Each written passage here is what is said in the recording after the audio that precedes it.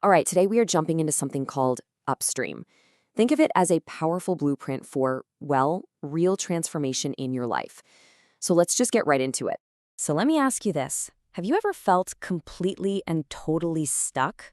You know that feeling, right? Where no matter what you try, you just can't seem to get free. It's something pretty much all of us have felt at some point.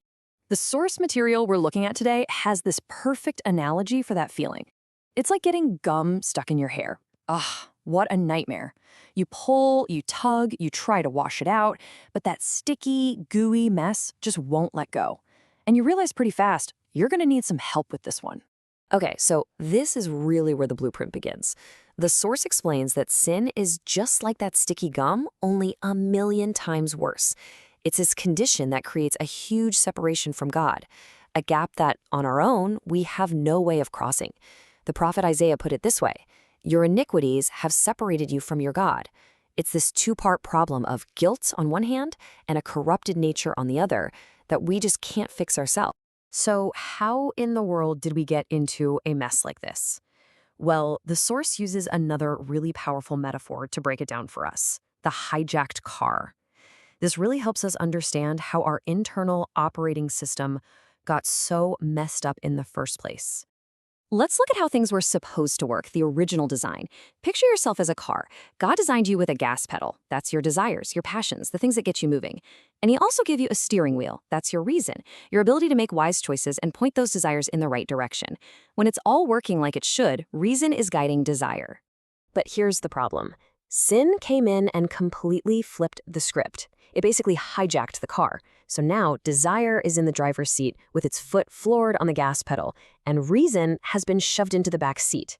Our impulses, our appetites, they're in control now. And that is a recipe for disaster. The Apostle Paul, he just nails this condition perfectly.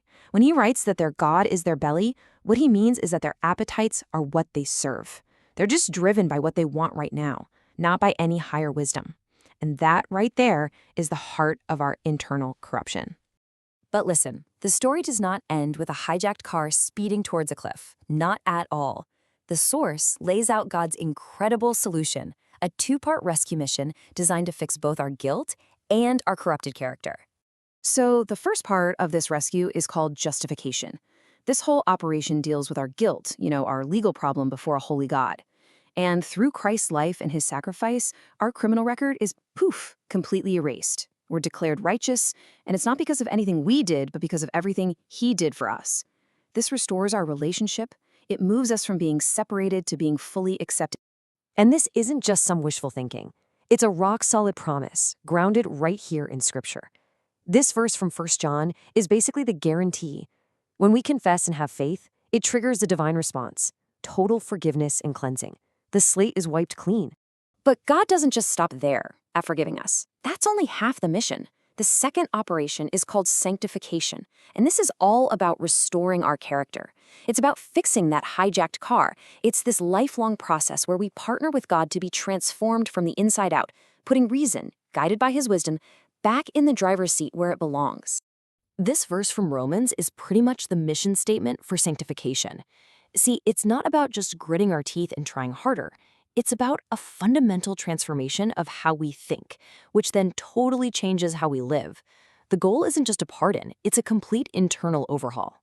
So, we have this incredible two-part rescue plan. That's great. But how do we actually, do it?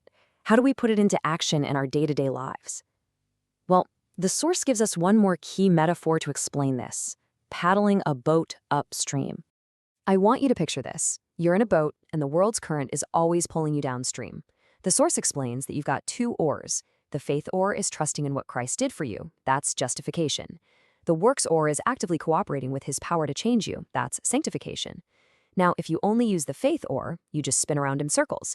If you only use the works oar, you'll wear yourself out and go absolutely nowhere. But when you use both oars together, that's when you make real powerful progress upstream. Now, this whole upstream journey, it takes a lot of energy, a lot of strength. So where do we get the fuel we need to keep paddling? The source points us to a really profound teaching about spiritual nourishment. Okay, when Jesus first said this, it was really challenging. I mean, people were confused, some were even offended. What could he possibly mean by that? It sounds so extreme. He was speaking in a metaphor, of course, but the meaning behind it is incredibly powerful. Think about it. Just like your body takes in and absorbs food to create energy and strength, we're supposed to absorb Christ's teachings and his character. We can't just know about them. We have to consume them through study and prayer and action until they become a part of who we are. That is our spiritual fuel. Okay, let's get super practical for a minute. How does this entire blueprint, the hijacked car, the 2 oars, the spiritual fuel, how does all this apply to a challenge that, let's be honest, pretty much all of us face today? The source points to a perfect modern-day example of our desires hijacking that steering wheel: media addiction.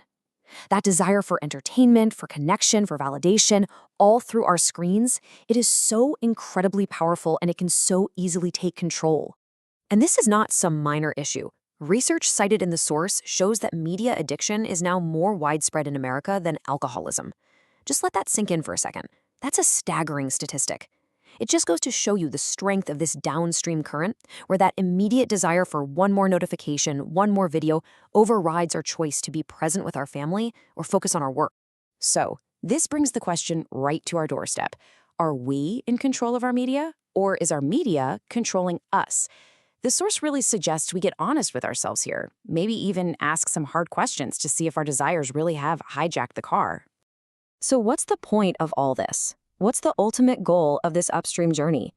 It's about way more than just kicking a few bad habits. The goal is what the source calls a blessed union with God, a life where we're reconnected to our true power source, where we're guided by his wisdom, and where our desires are put back in their proper place as the engine, not the driver. You know, when you take a step back and you look at this whole blueprint, a plan that deals with our guilt, restores our character, and gives us the power for a whole new way of life, it's just hard not to feel a sense of awe. This verse really captures that feeling perfectly. The wisdom behind this whole rescue plan is just wow. It's truly profound. So we'll end with this final thought. You now have the blueprint for transformation. The big question is, what are you going to do with it? Are you going to strengthen your faith oar today by just thinking about what's been done for you? Or maybe your works oar by taking one small step to cooperate with the change he wants to make in you? The journey upstream, it starts with a single stroke.